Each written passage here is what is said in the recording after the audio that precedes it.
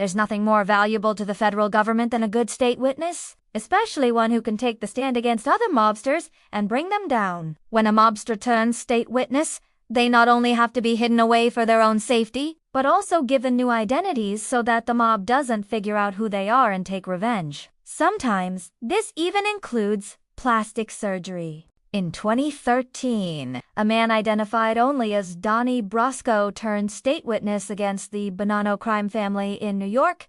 Donnie was once an associate of the family and had been involved with several crimes. He was arrested in 1986 for armed robbery, and then again in 1994, possession of stolen property. And in 1997, he was charged with racketeering and extortion. However, Donnie would never serve time behind bars for any of these crimes. Instead, he worked with the feds and testified against his fellow mobsters. For years, Donnie was able to avoid the life of a mafia rat by staying under the radar. But in recent years, he became greedy and wanted a larger share of the profits from the illegal gambling business he ran with other mobsters. This led to violence between Donnie and some of his partners. In self-defense, Donnie shot one of them and then went on the run from both the police and the mob. Eventually, he turned himself into the FBI and gave up his former associates. But what happened to Donnie after he turned state witness? Let's find out in today's episode of How Is He Alive? In this episode, we look at how the feds protect their witnesses and what happens to them when the mob wants them dead. We don't know if Donnie Brasco used his real name while working as an undercover agent, but if he did, it would be one of the most ironic things ever. Donnie Brasco is the name of an undercover FBI agent played by Johnny Depp in the 1997 movie Donnie Brasco. The character is an undercover agent who infiltrates the Bonanno crime family and makes it all the way to becoming a capo regime, which puts him in the top 5 of the organization. Donnie is almost caught during the course of the film, but ultimately gives evidence against his fellow mobsters and puts several of them behind bars. Donnie Brasco, the real one, got a reduced sentence of 10 years for racketeering after agreeing to cooperate with the FBI. However, he served less than 3 years before being released in 2001.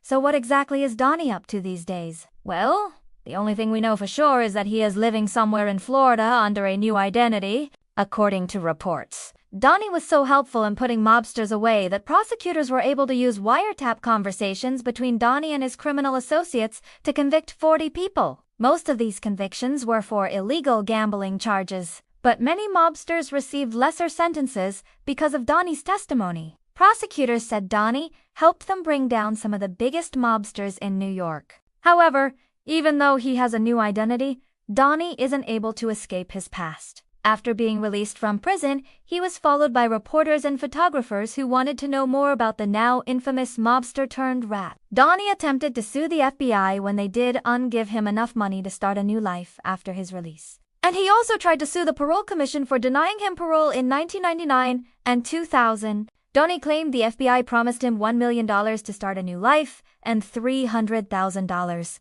a year for 15 years to support his family. However, he only received around $500,000 in total. It's unknown how much Donnie was actually paid by the FBI, but it is likely he was given enough money to support himself and his family and never have to worry about money again. However, what is known is that the feds did not give Donnie a new social security number, driver's license or passport. They also put severe restrictions on where he could live and work and even limited who he could speak to. Donnie was told to stay away from anyone involved in organized crime. However, in 2001, Donnie violated these rules when he began working for a company owned by the Genovese crime family. His boss, there was a known mobster named Matthew Madonna. Donnie also began associating with another mobster named John Gotti, who was the son of the infamous Dapper Don, John Gotti.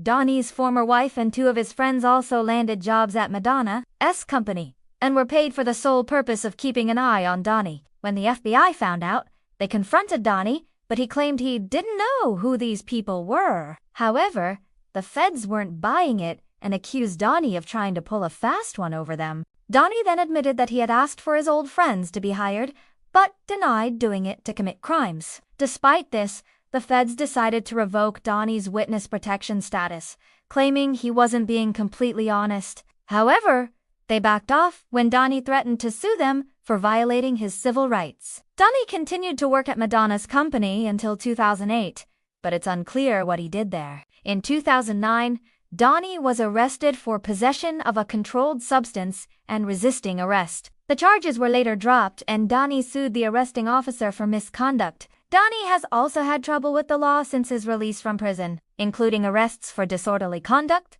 domestic violence, weapons charges, drug possession, burglary, and grand theft auto. Donnie claims these charges are politically motivated and designed to harass him. In 2014, Donnie was arrested for stealing his girlfriend's phone and laptop. He claims he did it because she was cheating on him. The arrest was made at the behest of the victim, not the FBI.